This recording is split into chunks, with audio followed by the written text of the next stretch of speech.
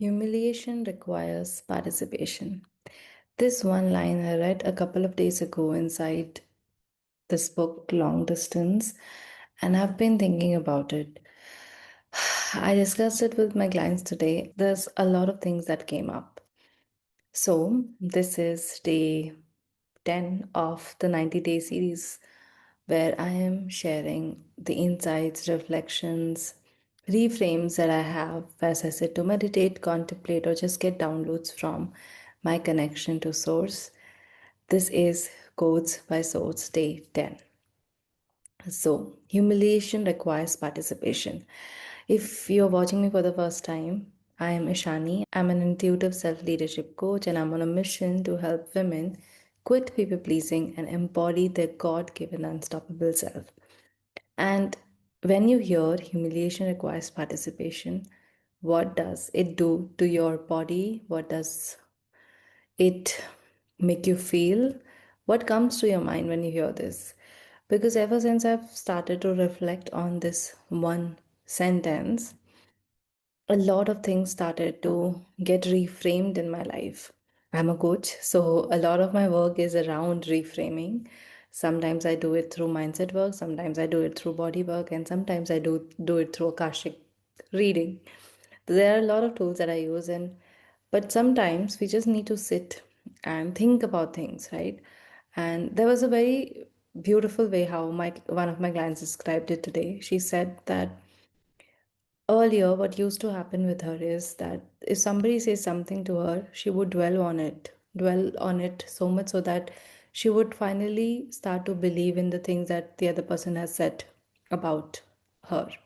For example, if somebody said that you do not care about us these days or you don't care about us now, she would think about it, she would dwell on it, and then she would be like, of course I am being the bad girl and I'm not being caring enough. And most of the clients that I work with are people who have been people pleasers, who've been good girls all their lives. And when I say good girls, it means that they had this need to be good, otherwise they would be they felt like they won't be loved or accepted, and every human being has this need of being loved and accepted. So this humiliation requires participation.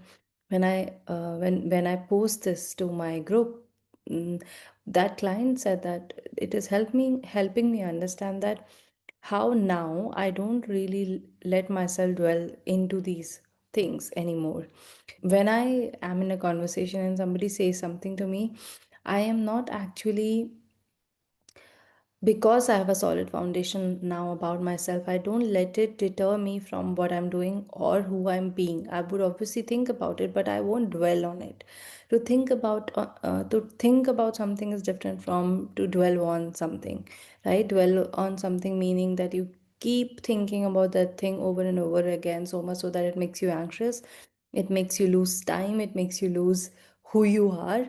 So that is what is not happening in our life anymore. And even though we did a lot of different work, but I feel like the main thing that we worked on is this: humiliation requires participation. When I do not participate in that humiliation which is happening right now, I don't feel humiliated.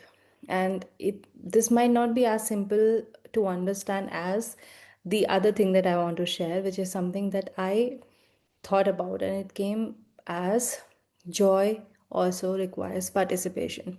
So I'm sure you must have had those feelings and incidents in your life where you are sitting in a very joyful environment, like everybody around you is happy, everybody is having the best of time. Maybe it's a party, maybe it's birthday celebration, maybe it's something where everybody is celebrating, but you are sitting alone trying to figure out how can people be happy. Like, why do I am not feeling happy? I know that I have so much to be grateful for, but I still don't feel happy.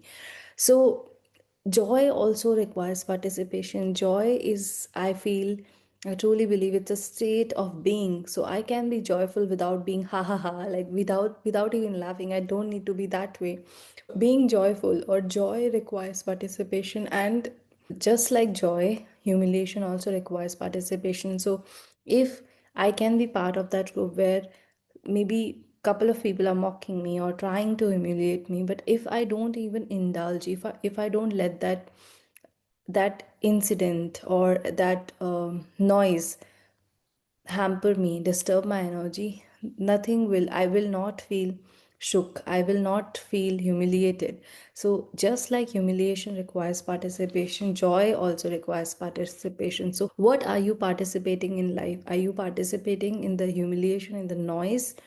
In drama in your life, or are you participating in the joyful moments in your life? Because what do you participate in, what do you put your attention in, where do you put your attention in, changes your life's experience to you.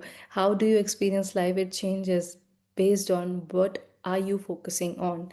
So that is the quote that I want to share today. Humiliation requires participation. It was a beautiful sentence that I've read in this beautiful book, Long Distance. But when I thought about it, I realized that not only humiliation, joy also requires participation. I am the kind of person who is making joy my focus. And as I do that, I find more resonance of joy in my life. So, what are you participating? Where are you participating in your life? Are you making joy your priority, or are you letting the noise, the humiliation, the this is how you should be, all these things become a priority for you?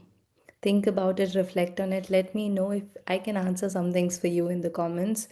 I'm also going to link below a 15 minutes exploration call where you can explore if you want to work with me inside either my one to one coaching program or my group program, or maybe a mix of both. If you want that, I'll link it in the description and you can check it out. I hope you prioritize joy in your life because you can and you deserve to. I will see you tomorrow for day 11.